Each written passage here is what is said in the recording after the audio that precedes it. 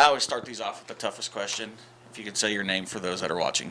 Chuck Webb. All right. So tell us a little bit about your education, if you wouldn't mind.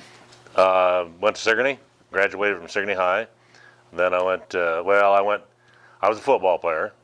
So I had a scholarship to go to Indian Hills, play football. That was their last year down there. So then, according to NJCAA ruling, you have to sit out a year. They closed the program down there, so I transferred to Ellsworth. So I went the final year at Ellsworth, 2 years, college. Okay. So that's my junior college. That's the extent of it. Okay. And if you don't mind telling us a little bit about your family. I had 3 kids. I'll start off with my wife, Joyce, and be 46 years this year. She's a local gal. She was a Burke. Her last name was Burke. And then I had 3 children. Still have 2 of the children. One of them passed away when I was 25 years old from a heart attack. And but she did leave us a grandson. He's the oldest. He's going to be 18. Then I got 5 other grandchildren. I've got son Adam lives here in town. Daughter that Andrea, she lives in Bloomfield. Okay. So kind of tell us how long you've been a part of Mahaska County, since birth, or did you move in here? What happened? Since 1974. As soon as I left college, come right here. Started with Goodyear, Clow, Wakesfeed. Then I went 23 years over the road selling animal health drugs, calling on veterinarians. And then from there, I came back to Oskaloosa. Thought I was retired.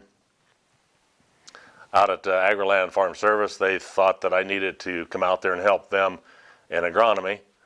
So I went out there for 6 years and retired from that.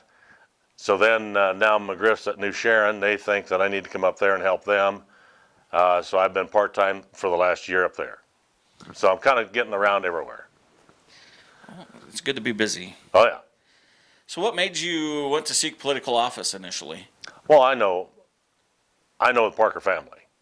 I considered it 4 years ago, but I was also looking at a knee replacement, and I didn't really think I wanted to go up and down the steps in a walker or a cane at the courthouse and do all the things, traveling and things that had to be done. So and Mark Grunendijk at that time was considering running, so I thought, Mark, if you're going to run, I'm going to stand down and let you have it. So that's why I didn't continue 4 years ago. But now I know Steve Parker, I know Todd and Jerry and Hubert, his dad, who used to be a supervisor too, and I would like to move Jerry's agenda forward. Not Jerry's, but Steve's agenda forward, excuse me. Okay. So one of my other questions is how do you plan to involve the residents of Mahaska County in the decision-making process? Well, I have a lot of conversation, putting signs out. I've had a lot of conversation from both in-town and country people.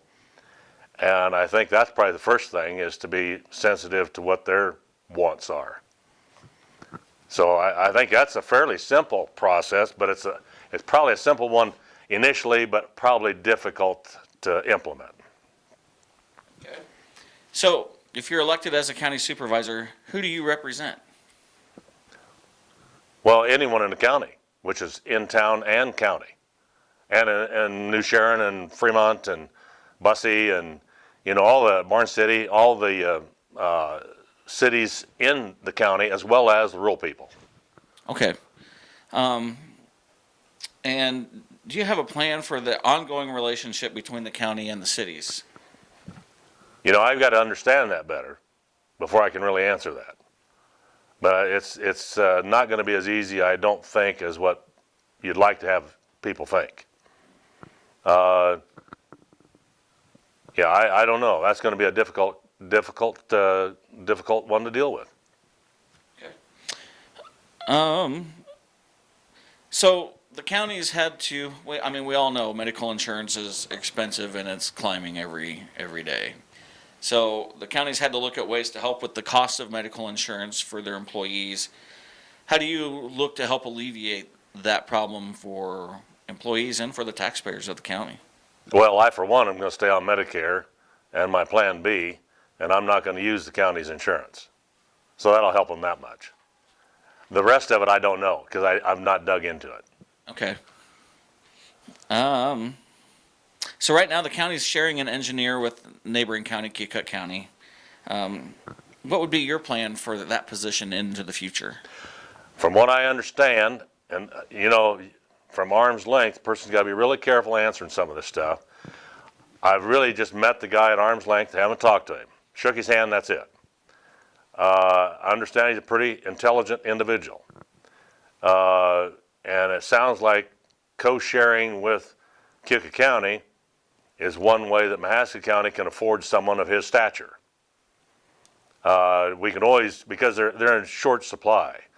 I understand the DOT is looking for 150, and counties around the state are looking for people.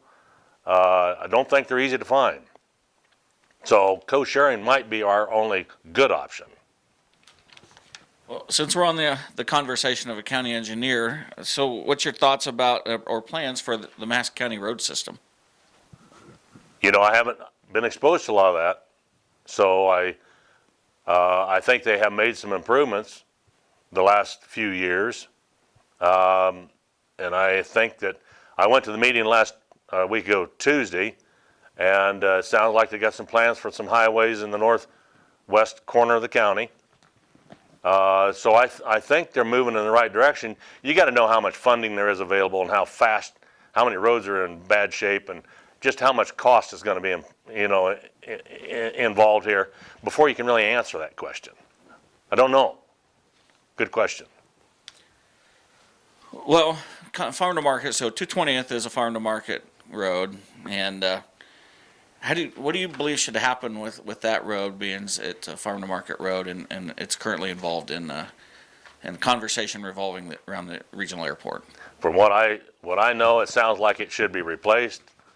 Who's going to replace it? That's the question. But it's the 220 is the farm to market.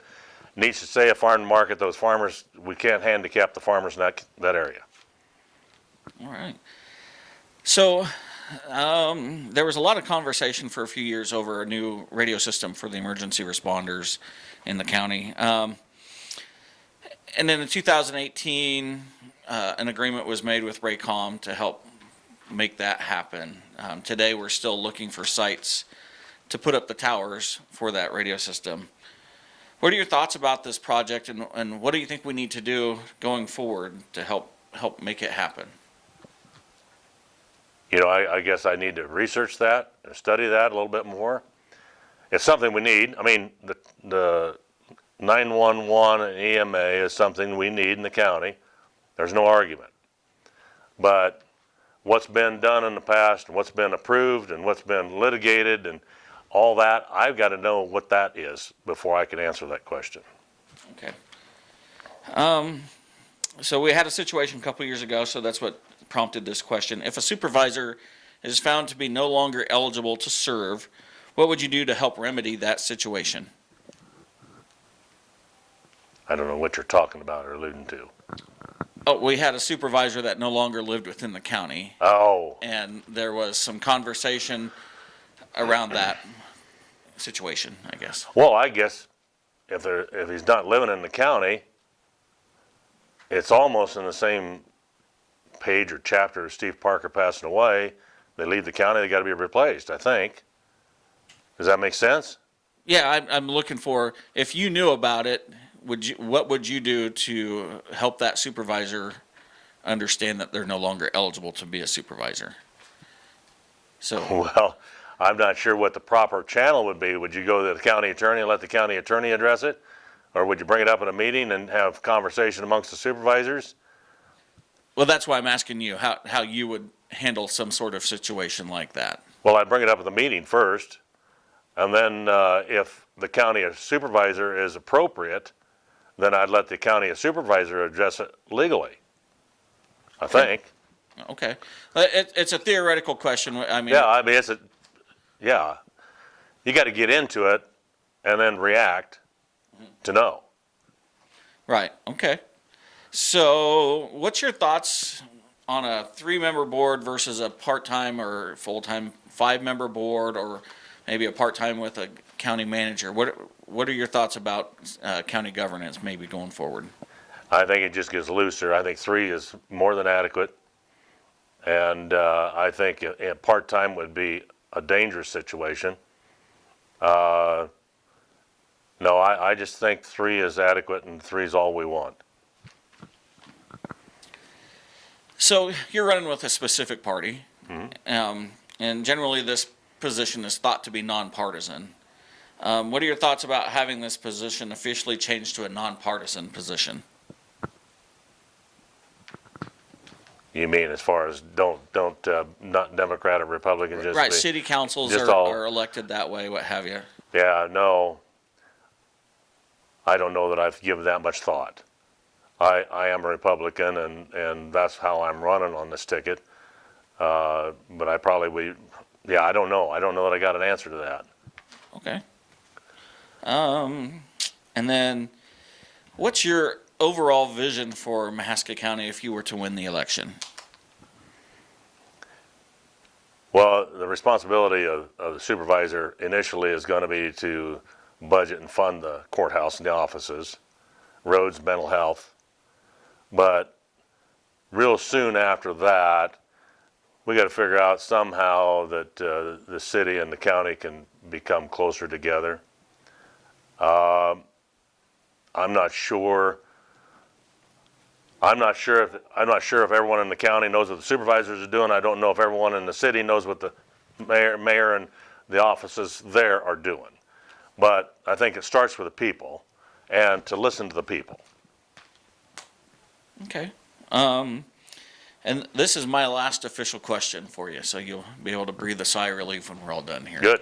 So, what would differentiate you or make you different from supervisors of the past?